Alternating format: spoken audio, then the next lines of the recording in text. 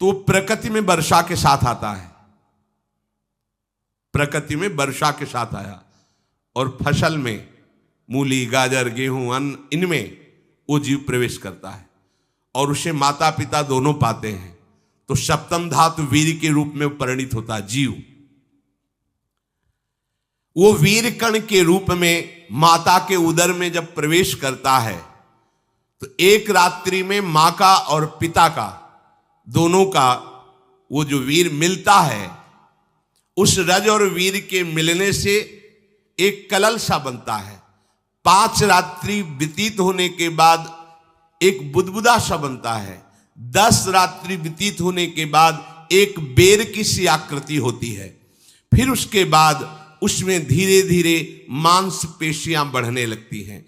1 महीने में उसके सिर निकल आता है, 2 महीने में हाथ पांव अंगों का विभाग होता है, तीसरे महीने में नख, रोम, अस्थि, चर्म, स्त्री पुरुष के चिन्ह प्रकट हो जाते हैं, 4 महीने में मांसादि 7 धातुएं प्रकट हो जाती है, 5वें महीने में चेतना जागृत हो जाती है। जैसे अपने चेतना, ऐसे 5वें महीने में गर्भस्थ शिशु की चेतना जागृत हो गई। जीव है पर चेतना 5 महीने बाद मां के गर्भ में जागृत। अब उसे भूख लगती है, प्यास लगती है, वहां की तापमयी जलन, पीड़ा, छोटे छोटे कीड़ों के द्वारा काटना, 6ठे मास में झिल्ली से लपटा हुआ मां की दाहिनी कोख में कीड़े की तरह तड़पता है। उस समय माता को कड़वे और खट्टे पानी की लालसा होती है, जिससे उसके अंगों में जाकर भयंकर जलन होती है। यह है भोग। वो कृमि कीड़े की तरह तड़पता है। मलमूत्र के गड्ढे में बीच में झिल्ली में बंधा हुआ वो जीवात्मा सुकुमार तो होता है, वहां के कीड़े उसे नोचते छोटे छोटे, वो तड़पता है। माता प्रसन्न होती कि जब बच्चा हिलता है, बोले है उसकी दुर्गति हो रही, वहां भयंकर कष्ट पा रहा है।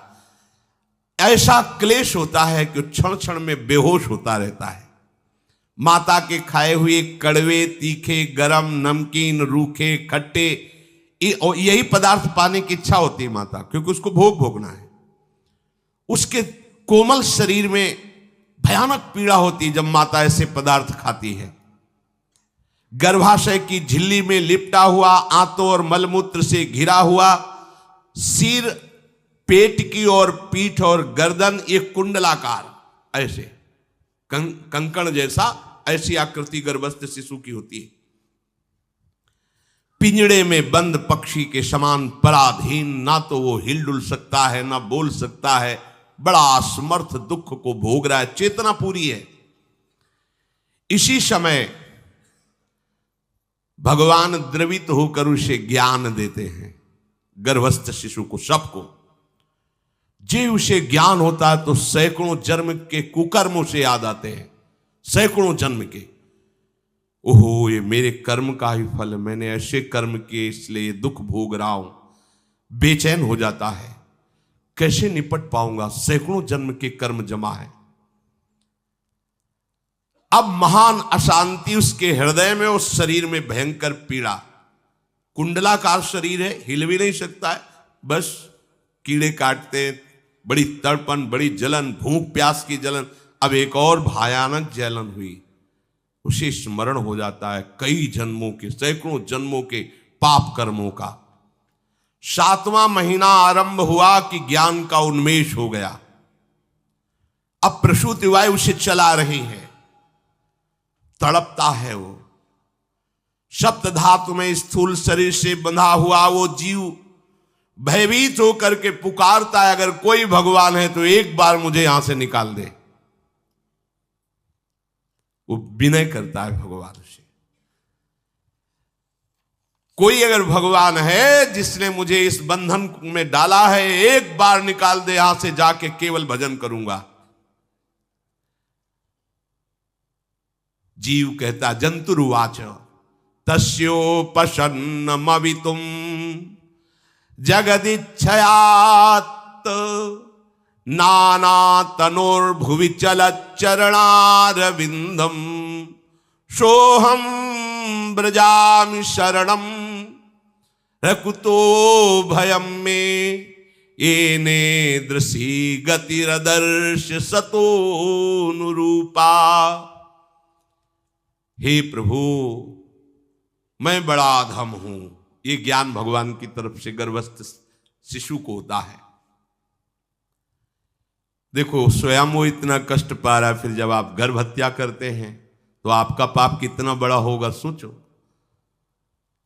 सब माताओं से विनय है, संयम से रहो, सावधान रहो। ये हत्या ऐसी नहीं कि तुम्हारे दान पुण्य से क्षमा हो जाएगी।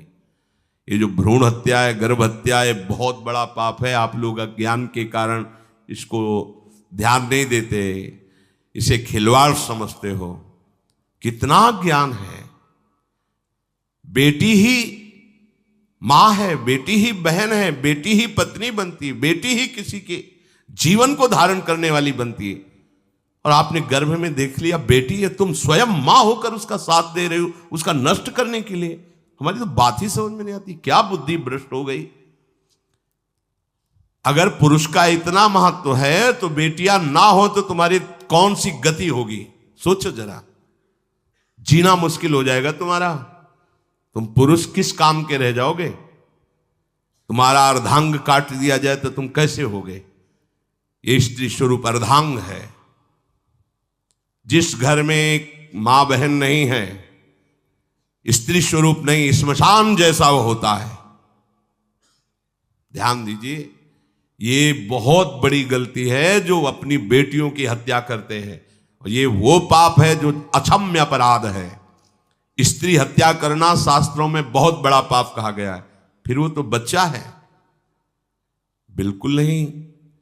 जिनसे हो गया है, श्रीमद् भागवत का सप्ताह मूल संस्कृत से सुनो और भगवान से प्रायश्चित प्रार्थना करो कि हे नाथ, भूल से गलती हो गई, दूसरा कोई उपाय नहीं। ध्यान से समझ लीजिए, तुम्हारे भ्रूण हत्या, गर्भ हत्या के पाप को नष्ट करने में एकमात्र श्रीमद् भागवत समर्थ है, दूसरा कोई नहीं। कोई दान पुण्य तीर्थ स्नान तुम्हें क्षमा नहीं कर पाएगा। यह ऐसा महापाप है। अगर हृदय में जलन करके और मूल संस्कृत के द्वारा पूरी 7 दिन में भागवत श्रवण की जाए नियम से, तो भागवत समर्थ है, इस हत्या के पाप से भी आपको मुक्त कर देगी।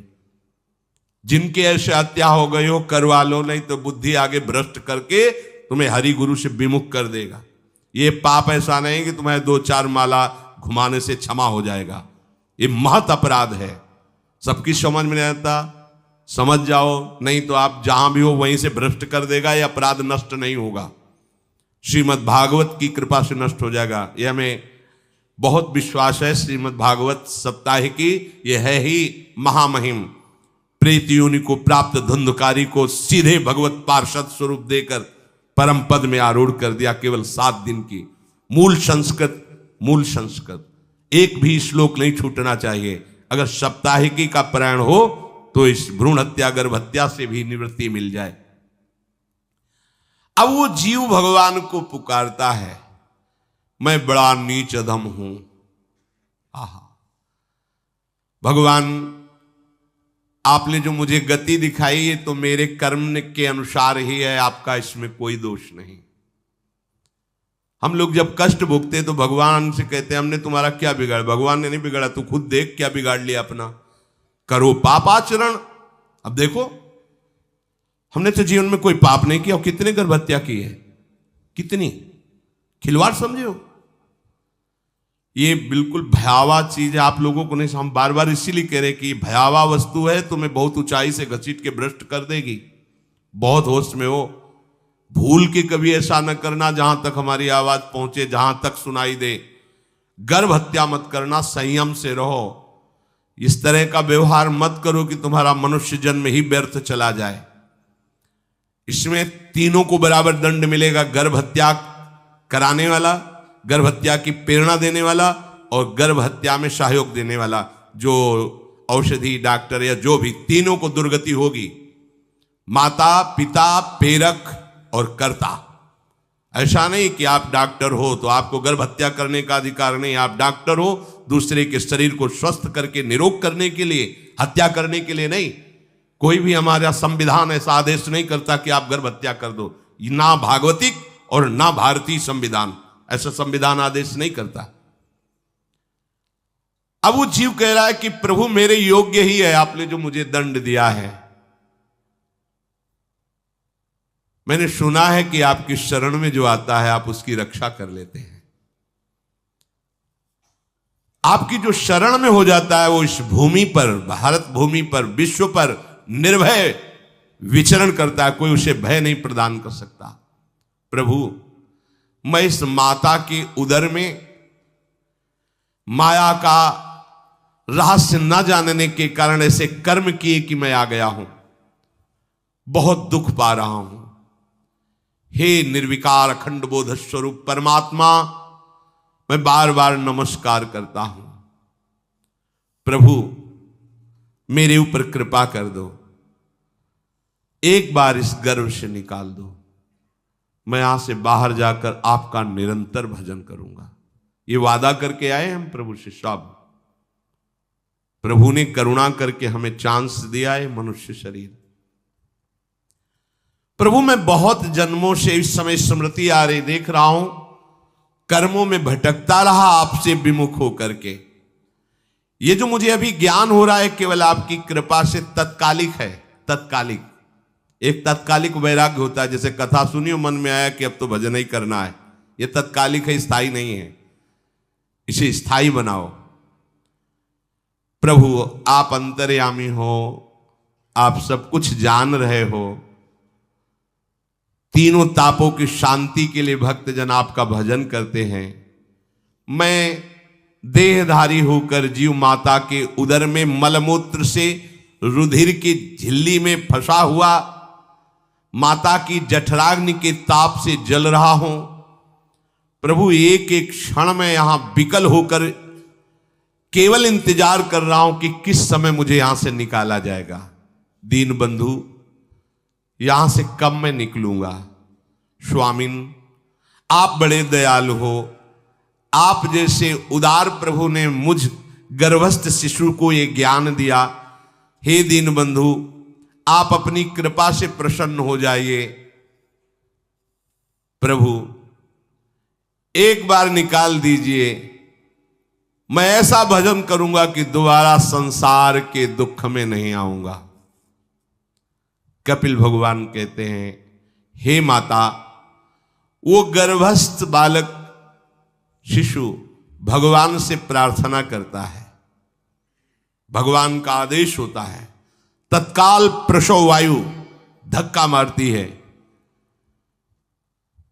जे ही प्रसव वायु धक्का मारती तो उसको ऐसा भयंकर कष्ट होता है, जैसा पीछे लिखा है कि जैसे जिंदा किसी की चमड़ी उतारी जाए, ऐसा मां के गर्भ से निकलते समय उसे कष्ट होता है। वो अत्यंत कष्ट से व्याकुल होता है। उसी समय उसका वो ज्ञान नष्ट हो जाता है जो भगवान ने दिया था। उस समय उसकी श्वास की गति रुक जाती, जैसे किसी का गला दबा दिया जाए तो कैसा लगेगा।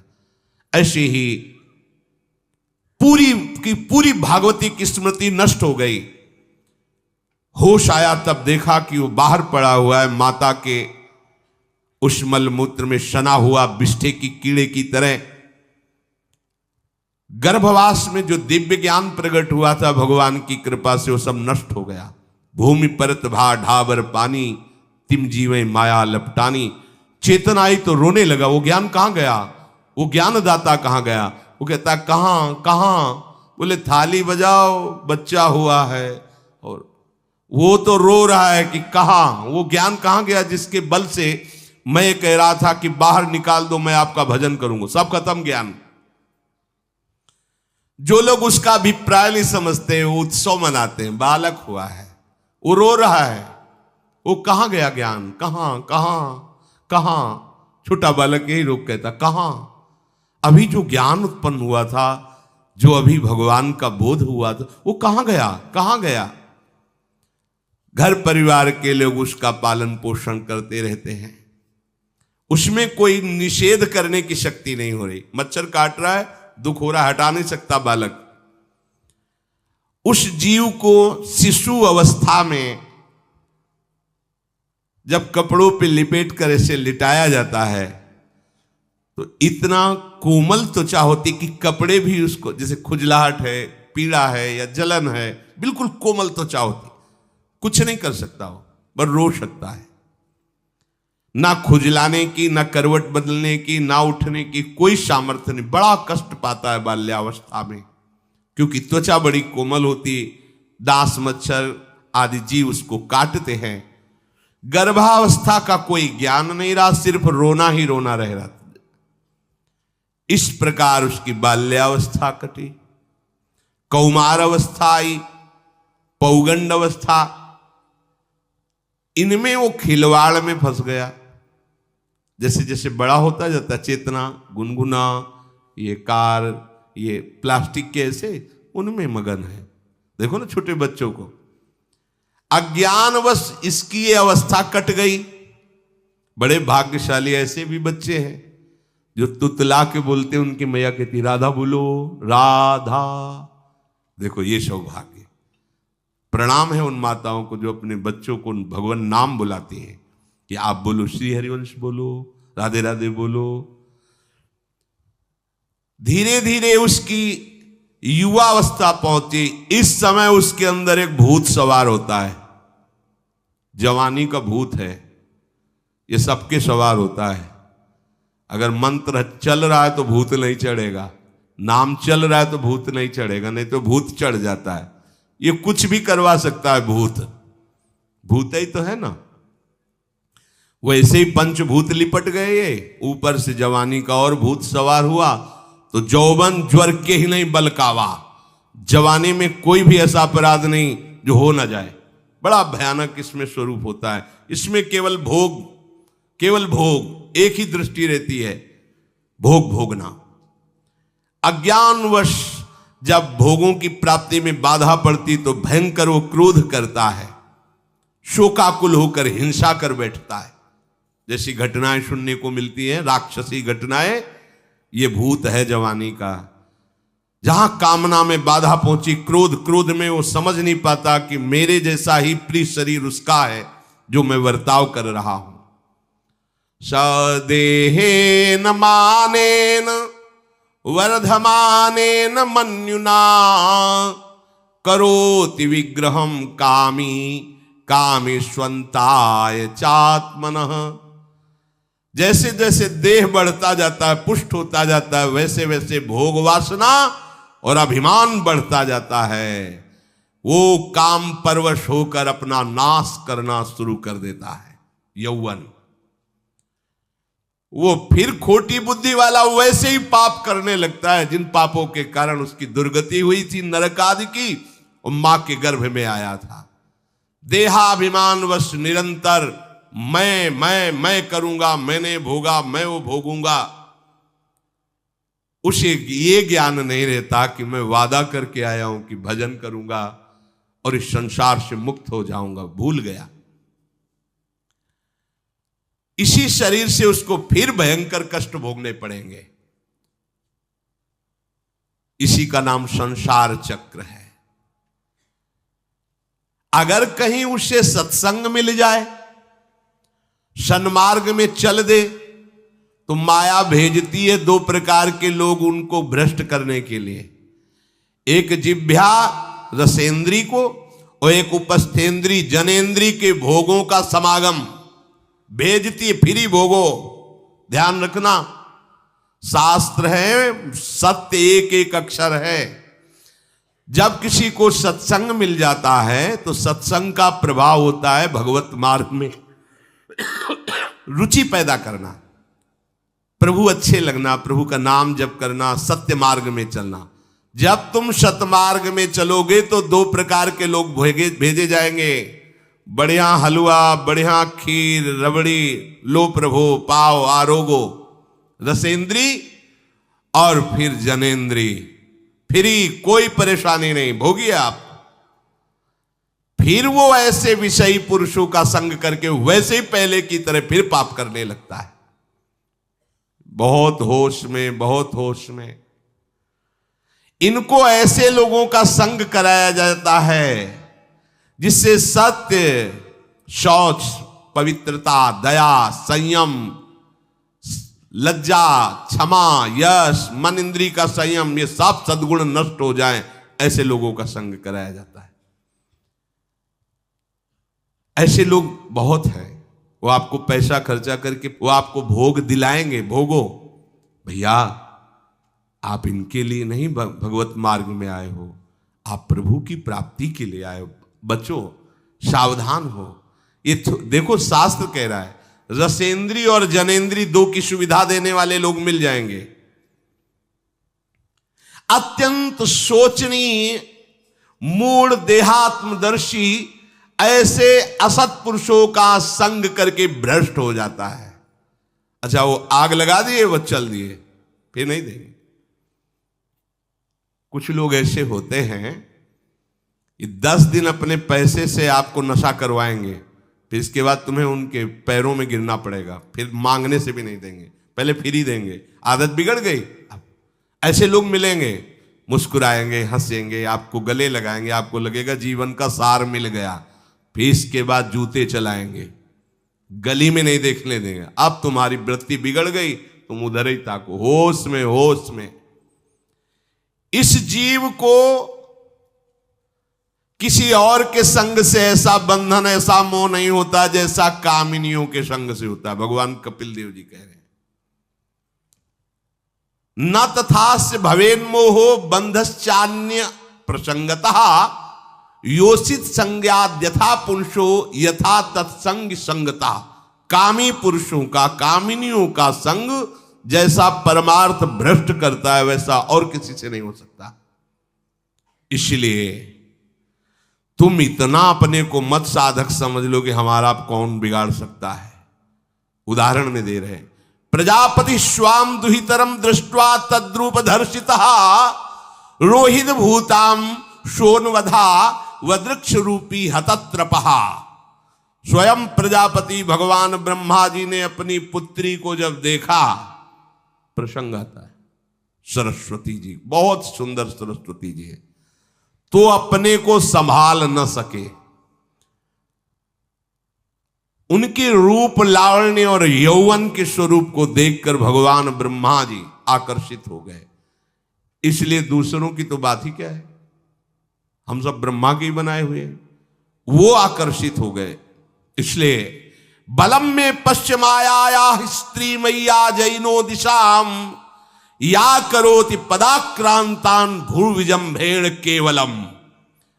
हे माता मेरी माया का बल देखो, जो अपने पैरों से विश्व को कुचल सकते हैं, ऐसे दिग्विजयों को अपने पैरों के नीचे कुचल दे, वो मेरी माया है। देखो बलम में पश्चिमाया स्त्री मैया जैनो दिशाम, जो 10 दिशाओं पर विजय प्राप्त कर सकते उनको भी घुटने टिकवा दे, ये मेरी माया है। संगम न कुर्यात् प्रमदा सुजातु योगस्य पारम परमारुरुक्षु मत्सेवया प्रतिलब्धात्म लाभो वदन्ति या निरय द्वारमस्य। श्री भगवान कह रहे हैं अहो मेरी इस माया का बल देखो। इसलिए जो मेरे को प्राप्त करना चाहता है, योगारूढ़ होना चाहता है, भजन में आगे उन्नति चाहता है, उसे चाहिए जो तुम्हें भ्रष्ट करने के लिए इशारे करे, चाहे स्त्री हो चाहे पुरुष। तजिए ताहि कोटि बैरिशम यद्यप परम सने, वो मित्र नहीं, वो माया के द्वारा भेजा हुआ दूत है। चाहे कोई भी हो, होश में तुम समझते हो कि बाजी जीत गए, भाग्य खुल गए, तरस रहे थे भोगों के लिए, मिल गए भोग। अरे नारकी गतियों से बचने के लिए तुम्हें अवसर मिला था, फिर नरक जा रहे हो। तुम समझते हो कि इसको भोग ले तो सुखी हो जाए, उसको जो भोग रहा है वो समझता है उसको भोग ले तो सुखी हो, उसको वो पूरी सृष्टि इसी भ्रम में फंसी हुई है। होश में हो जाओ। जो परम पद चाहता है, भजन करना चाहता है, ठीक से मार्ग में चलना चाहता है, उसे शब्द भगवान के याद कर लेने चाहिए। चाहे वो स्त्री हो चाहे पुरुष, जो तुम्हें गंदी बातें सिखाए, गंदी बातें दिखाए, गंदी बातें करने के लिए प्रोत्साहन दे, जाके संग कुमति मति उपजय करत भजन में भंग तजोरे मन हरि विमुखन को संग। गृहस्थ हो तो धर्म के अनुसार अपनी पत्नी मात्र में सीमित रहो। ये उद्दंडता तुम्हारा नाश कर देगी। ये जो आज नई रीतियां चल रही हैं, ये भगवान ब्रह्मा जी ने अपने पुत्रों को बुलाया। चारों युग ये पुत्र हैं भगवान ब्रह्मा के, सतयुग, त्रेता, द्वापर, कलयुग। सतयुग से कहा भाई हमने रचा है नरक, तुम्हारा स्वभाव सत्य में स्थित होना है, इसलिए हमारी आज्ञा का पालन करो कि नरक खाली भी नहीं रहना चाहिए। तो उनका पिताश्री, जब हमारा स्वभाव आपने ही रचा है तो मेरे राज्य में कोई नरक जाए, भूल चूक से किसी को नरक नहीं जाने देंगे।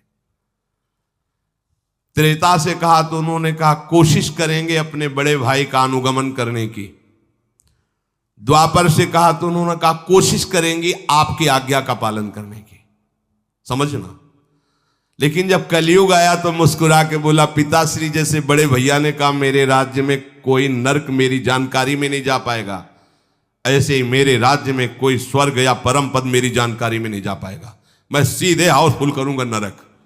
देख लो ना, शराब पीना, व्यभिचार करना, जुआ खेलना, चोरी करना, हिंसा करना, ये इसके प्रधान स्थान हैं। ब्रह्मा जी से कहा आप चिंता मत करो, जैसे बड़े भैया कहते हैं कि हमारे राज्य में कोई नरक नहीं जाएगा, ऐसे हम आपको वचन देते हैं। अगर हमारी दृष्टि पड़ी तो न स्वर्ग जाने देंगे न परम पद में जाने देंगे। तभी महाप्रभु कहते पाए जान जगत में सब जन कपटी कुटिल कलयुगी टंचू।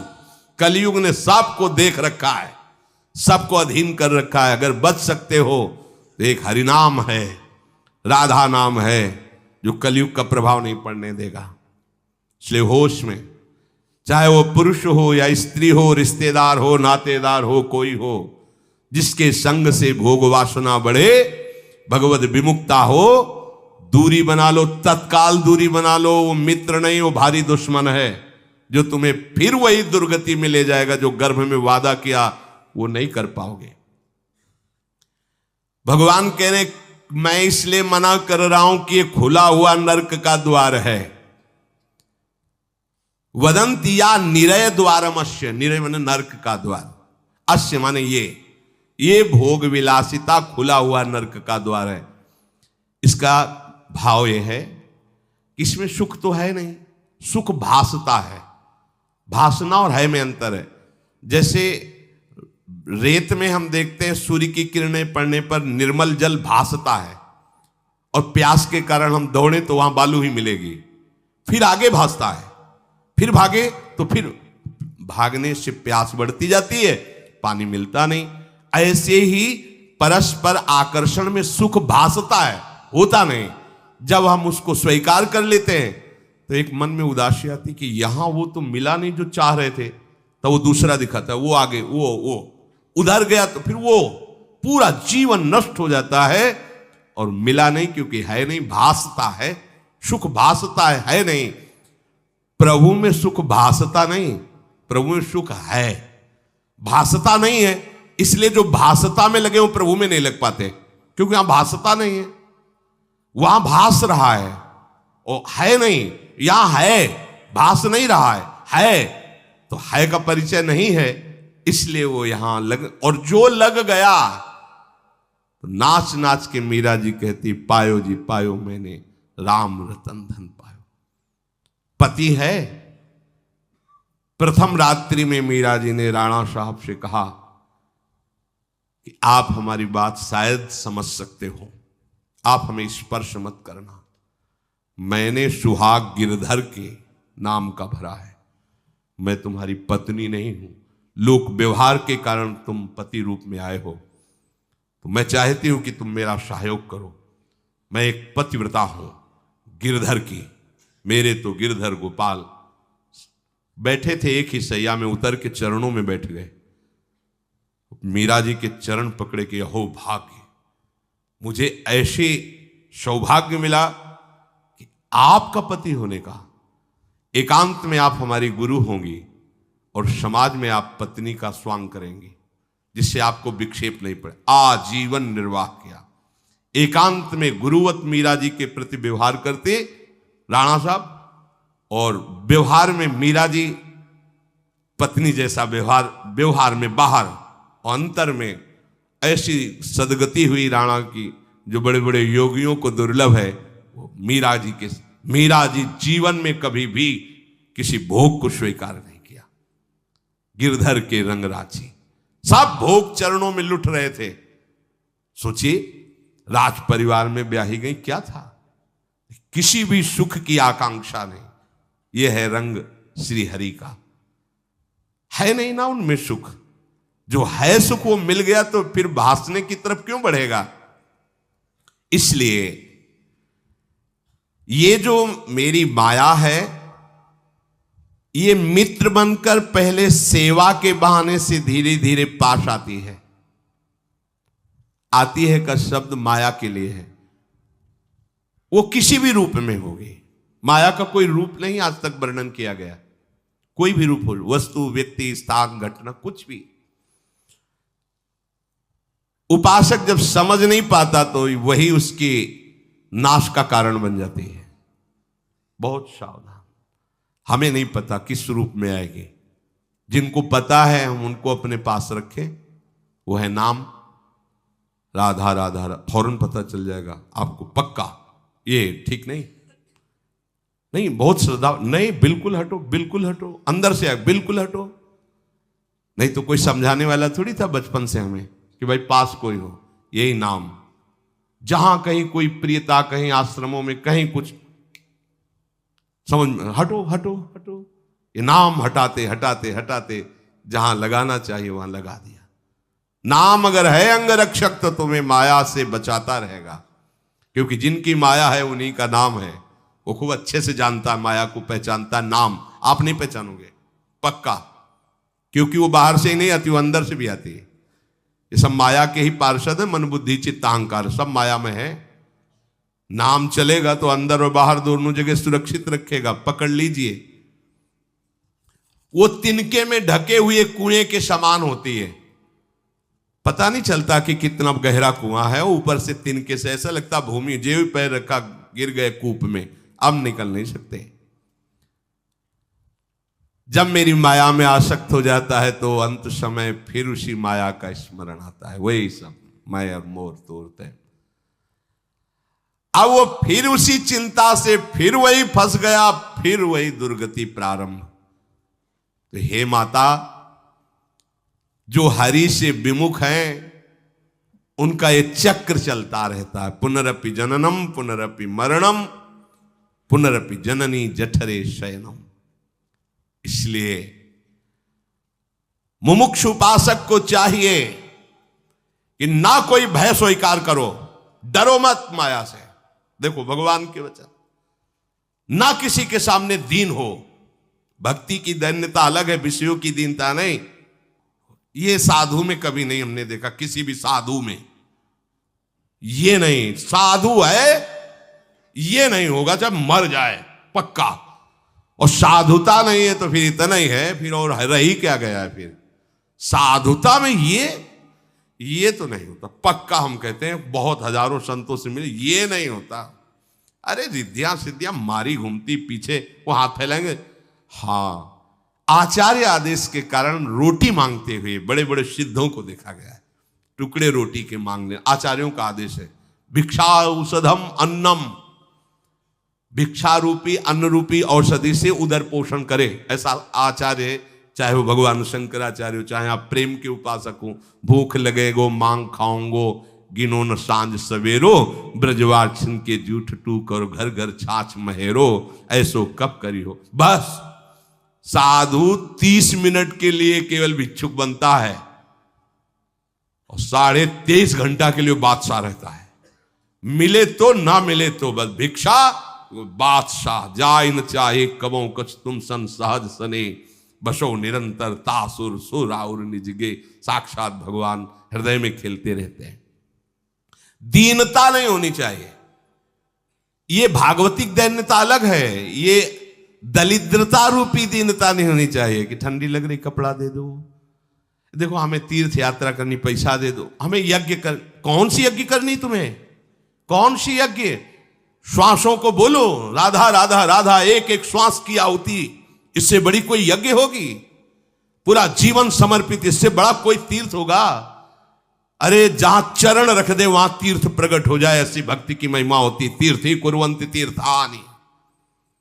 ये दीनता नहीं होती साधुओं में, पाखंड में होती। दीनता साधुता में नहीं होती। इस विषय की ये दे दो बाबूजी, अरे धिक्कार है, धिक्कार है। कहा वह मोर दासा करे तुच्छ नरन के आशा, तो कहो कहां रहा विश्वासा।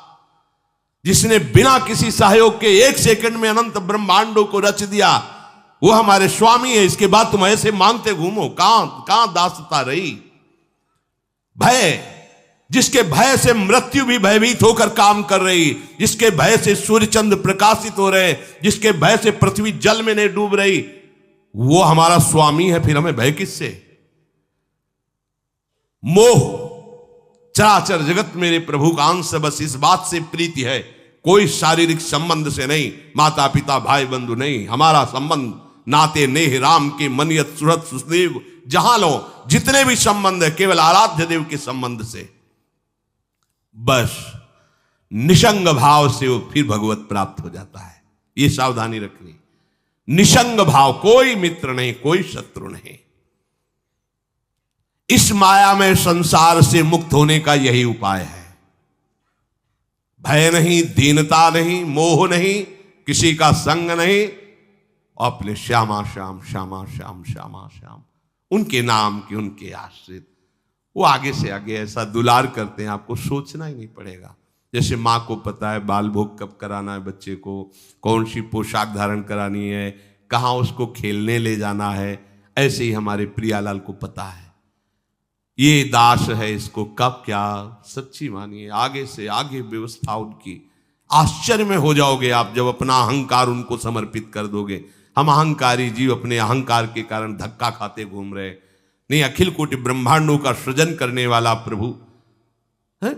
4 लाख योजन का एक पहाड़ केवल है, सोने का प्योर सोने का, मिलावट नहीं। 4 लाख योजन, 1 योजन 4 कोस, 1 कोस 3 किलोमीटर। कितना एक से एक रत्न इस पृथ्वी में है। ऐसे मालिक के गुलाम हो, ऐसे हाथ फैलाते घूमो। राधा राधा। इस शरीर को बहुत ध्यान से सुन लो। जो इस शरीर को निक्षेप माने धरोहर होता है, धरोहर की भांति। जैसे हम तुम्हें दे दें कि 500 रुपये रख लो, हमें जब काम लगेगा ले लेंगे, तो 500 रुपये रखे आपकी जेब में, लेकिन आप कभी उसे अपना नहीं मानेंगे। अगर कभी आवश्यकता पड़ी, किसी ने बताया भी कि 500 रुपये आपकी जेब में, नहीं, वो तो धरोहर है। जब वो मांग लेंगे तो उनको हम खर्चा, धरोहर का खर्चा स्वयं में नहीं किया जाता। ईमानदार आदमी धरोहर को जैसे रखा वही, ये नहीं कि हम 500 खर्चा कर लेते हैं फिर कमा के 500 दे देंगे, नहीं, वही सेम टू सेम वैसे ही वापस होगा। तो ये शरीर प्रभु की धरोहर है। सुधा निधि में भी एक श्लोक में आया है, ये प्रियाजू की धरोहर है। कबीरदास जी ने कहा है, चदरिया जैसी की तैसी धरि दीनी। जैसी दी थी प्रभु, हमने मलिन नहीं की, वैसे की वैसे वापस कर दी। तो क्या होगा उसका परिणाम? मोक्ष, भगवत प्राप्ति। इसे मलिन करने का अधिकार तुम्हें नहीं। ये चदरिया जो मिली है, मनुष्य शरीर, ये भगवत प्राप्ति। इसे गंदा मत करो। शरीर को धरोहर की भांति रखकर, ये गुरु की संपत्ति है, ये इष्ट देव की संपत्ति। तन वांग मनोभिरमलई सोहम तविवासिता। ये शरीर, ये मन, ये वाणी हमारे गुरुदेव को समर्पित, उनकी आज्ञा के अनुसार चलना है। तो क्या होगा? अनासक्ति बढ़ेगी, किसी से कोई राग नहीं। अनासक्त होकर वो भगवत प्राप्त हो जाएगा।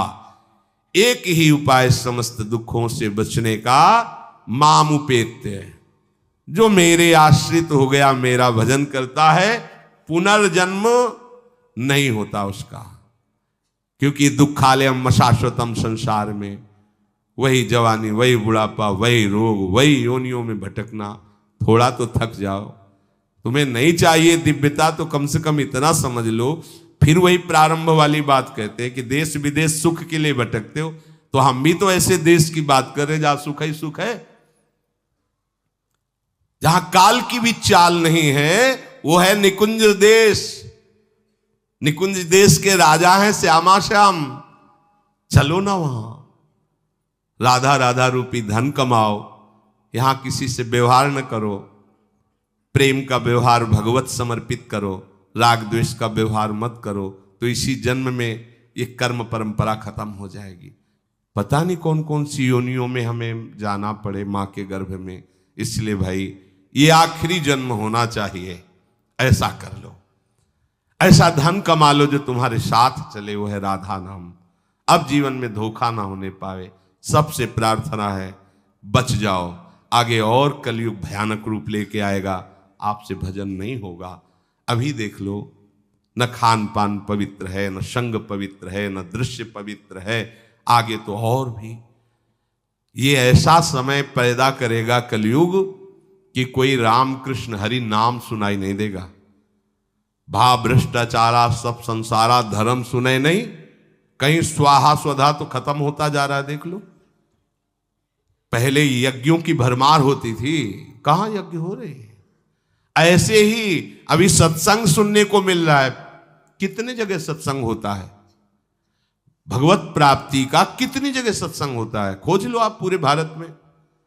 कितनी जगह शुद्ध शास्त्र सम्मत भगवत मार्ग की बात मिलेगी। कितने नाम जापक रह गए हैं। वास्तविक आगे चल करके आपको सपोर्ट ही नहीं मिलेगा भक्ति का। जैसे अभी डरने लगे कि अगर तिलक लगा के जाएंगे तो ऑफिस वाले क्या कहेंगे, स्कूल में तो कंठी और तिलक ही नहीं धारण करने दिया जाता। बच्चे कहते हैं, घर में कहते हैं तुम सुहागवती हो, कंठी तो विधवा धारण करती हैं। कैसा दुर्बुद्धि घर वाले। और